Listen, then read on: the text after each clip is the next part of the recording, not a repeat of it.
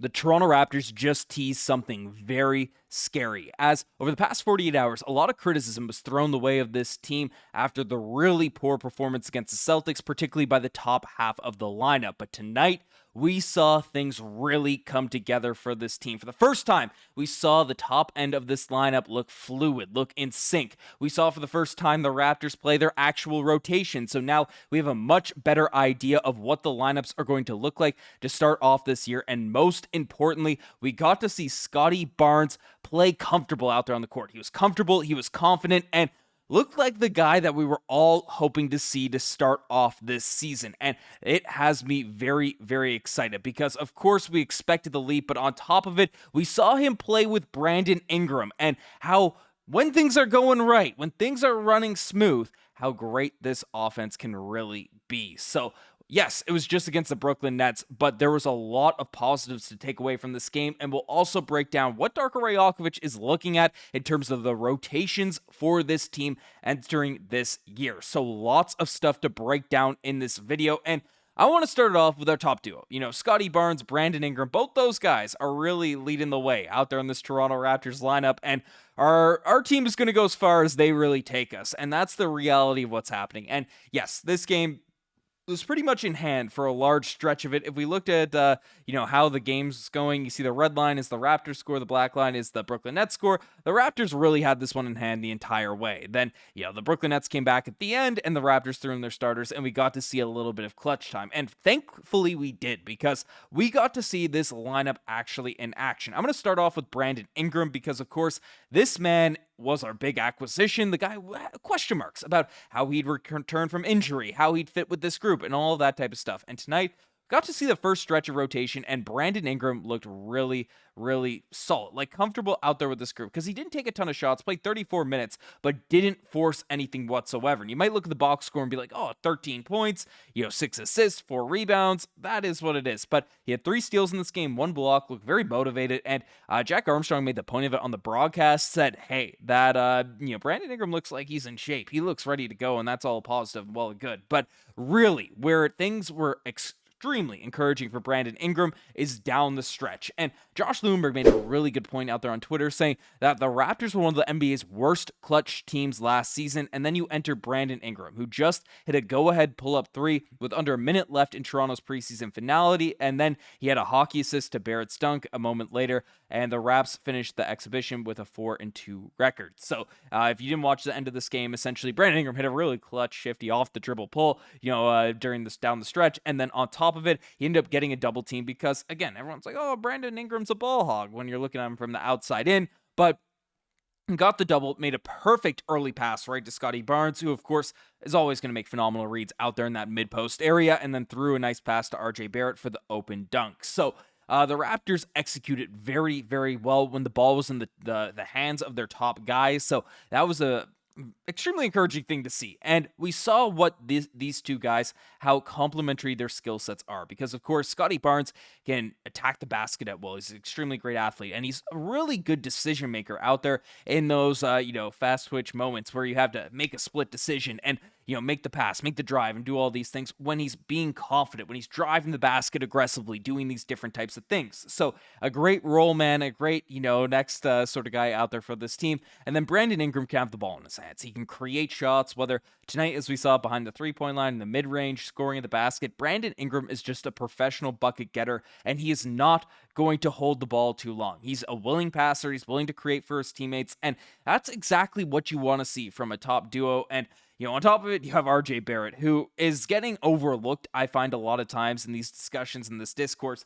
I've been adamant about not trading RJ Barrett, how he's our most consistent guy, how all of these types of things. I think in preseason, he's really put an emphasis on this praise, on this hype, because tonight, again, a really good game for RJ Barrett. 9-17 shooting from the field, 3-7 from the three-point line, 4-7 from the free throw line, which is, again, my biggest concern with RJ is why is the free throw shooting still a little bit shaky, a little bit worrisome, but 25 points, 4 rebounds, 4 assists. Absolutely great stuff there from RJ Barrett. And I'll continue to say this. I think he complements this team very, very well. This trio that they have out there on the wings right now, for this Raptors group is I'm very excited to see how things go when the games get more competitive, when you're running your actual rotation and you're not playing the Brooklyn Nets, who of course they did get a big game out of Michael Porter Jr. in this one with 34 points, but not the roster that is most terrifying to most teams coming into it. Zaire Williams had a good game and all that type of stuff. But the Raptors, they executed down the stretch. They had, this game completely in hand. If this was a real game, the Raptors weren't going to let this one slide there at the end, didn't even make it close and have to worry about clutch time. But encouraging game for the Raptors to enter off this season. A nice tune-up game for this group. But it wasn't all sunshine and rainbows, as we did have an injury, and it's a little bit concerning as Jakob Poeltl is done for the night. Lower back stiffness, the same injury that kept him out a few games earlier in the preseason. Gotta hope it's just precautionary with this being the final tune-up game. So that's a real hope. We don't want to see Jakob Poeltl out for this team because I broke it down in recent videos. We look at the depth chart out there on this roster. It is very, very thin, especially with Oler Shamshay now gone from this roster. It's thin out there at the center position, and CMB was out in this game as well. He's day-to-day, so it's hopeful that he'll be there for game one of the season. But especially if you don't have CMB, you are running, those four. Of course, Scottie Barnes play the power forward. You can slide guys up, but and Brandon Ingram, they're interchangeable there. But your front court is looking extremely thin and extremely small if CMB and Jakob Poeltl are going to be out to start the season. So that's a little bit discouraging there, to start off this year. But it's not just the top of the lineup that made an impact and had some moments out there in this game. And I actually, staying with the top of the lineup, one guy I do want to discuss a little bit is Immanuel Quickley, because, he's a guy that if we take a look at the stats in this one, didn't have his worst preseason game whatsoever. 6 of 16, not great efficiency, but had 18 points and 10 assists. But just from the eye test and down the stretch, in the clutch of this game, you see it as well. It's just, I want to see Immanuel Quickley play with some more poise, play with some more confidence out there in this game, because I don't know, there's just something about him that doesn't look as ready to take those shots. He's missing a lot of these. He's being a little bit inefficient. I don't want to bag on Immanuel Quickley again. It's preseason and stuff, but he's the guy that I'm most concerned about in our core rotation entering this year. So, I'm not going to harp on it in tonight's game, but that is something to monitor for this Raptors group. But really the thing to take away from this in terms of the rest of the guys is the rotation, because we knew what the starting unit was going to look like, especially at the start of the year. IQ, RJ, Scottie Barnes, Brandon Ingram, and Jakob Poeltl. But who are those other guys? And as we mentioned, with CMB and Jakob Poeltl out to close out this game,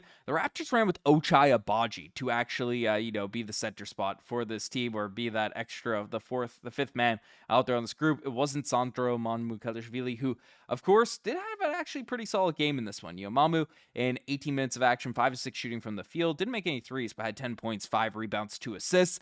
But they decide to go with Ochai Agbaji, run the flexible lineup, run the small ball lineup to close out this one against the Brooklyn Nets. Of course, Claxton did have a bucket in the paint down the stretch, but not the most domineering presence out there at the center position. So it's something you get away with this lineup. But it was interesting to see Ochai Agbaji be that, next man up out there with the starters to close out the game. But and he had a solid one in this one too, defensively, 2 points, 2 rebounds. Watching the game wasn't as bad as the box score indicates, but Jacoby Walter, Gradey Dick, it looks like Gradey Dick is going to be ahead of Jacoby out there in the rotation to start off this year, so that should be noted for this team.